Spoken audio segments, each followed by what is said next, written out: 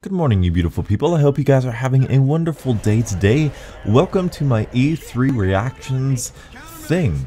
There are several games that I am incredibly excited for and got me really interested, and now doing YouTube, I have a job, I have a little bit of extra cash. I am actually looking forward to kind of venturing out and maybe purchasing some of these smaller games. But let's talk about it.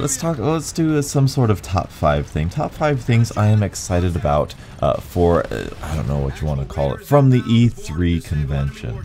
Starting with number 5, a little bit weird here, I'm gonna say Battlefield because of the older weapons, and I know a lot of people are hyping this game up. I've never really, I've seen Battlefield, I've played Battlefield a little bit here and there, and it's a little bit too slow paced for me. I've heard that the tactical aspect is something I would enjoy, so that is something that I'm probably going to check out.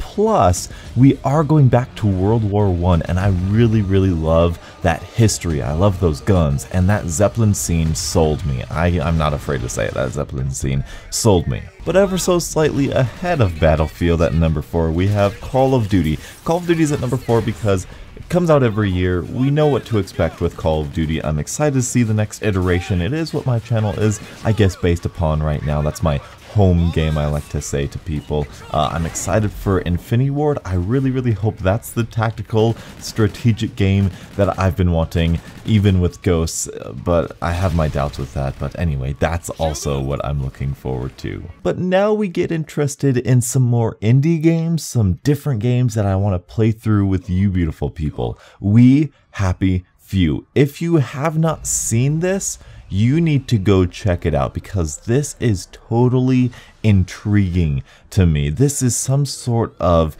it looks like the BioShock sort of art style. A lot of people are saying that it's set, I believe, in the 60s, which is a really cool era of time. But it appears that you are in this utopian world where everybody is on this joy pill. They have painted smiles on their face, they're happy all their time, they live together in happiness. But you as the player are at his job doing something with newspapers, and you don't take your joy, and you start thinking independently, and you become what they so cleverly call a downer, which is super cool. And the art style, the enemies, the fight style, it looks super cool. There's a scene, I'm not going to spoil it because you need to check it out. It has a piñata in it.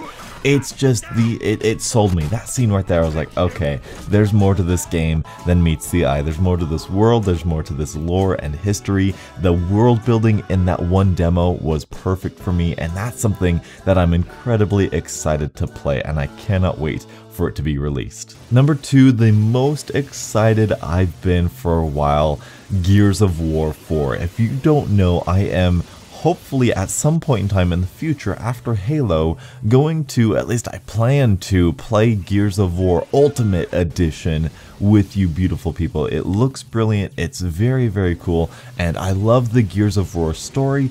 It's a little bit ridiculous that sometimes there's a giant worm in it. Some of the character development is a little bit action movie-esque, but it has a warm place in my heart, and I absolutely love it. I cannot wait to see what they do with Gears of War 4. I looked at it, it looks like the gameplay is all what we know and love from Gears of War, and I'm just really excited about it. But the thing I'm most excited for from E3 is going to be ReCore. Now, I know this is a little kept secret from you beautiful people. One of my favorite games of all time is Metroid. The entire Metroid franchise, with the exception of Other M, of course. Metroid is right there in my heart as what got me started so loving games and being passionate about games and recognizing why this game is good. Metroid Prime in particular is such a beautiful, immersive, exploratory, action, adventure, rewarding, great game all around, without a single bit of dialogue, I might add, which is why I absolutely am incredibly excited for ReCore.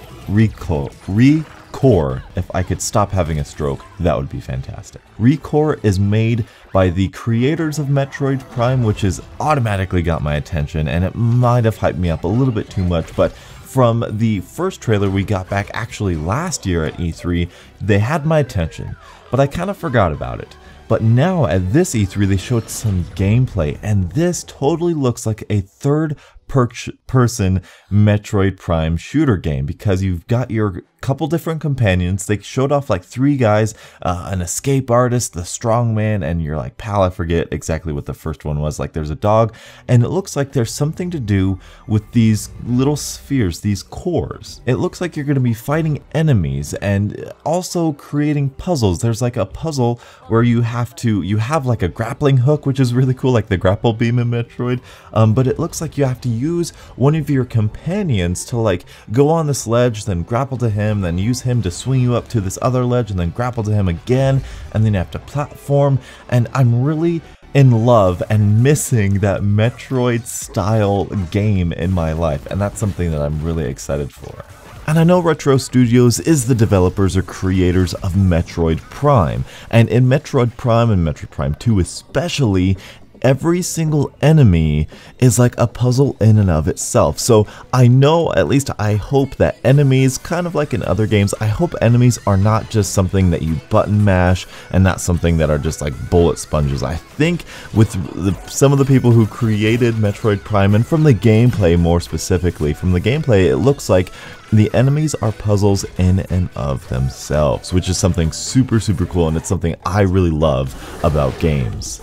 And as I might have mentioned before, it looks like there's some platforming elements. It looks just like a fun adventure game, and it looks like there's going to be really cool things to do with these cores and with your kind of teammates, I guess, some pals, like I said before. I'm just really excited for this. I hope you guys are too. So let me know your guys' thoughts. What really stood out to you about E3? Was it the Xbox One S? Was it the Project Scorpio? Was it some of the Sony stuff? Was it Call of Duty, Battlefront, or Battlefield, I should say? Thank you guys so much for watching. Until the next absolutely beautiful morning, I'll catch up with you guys later. And as always, stay beautiful.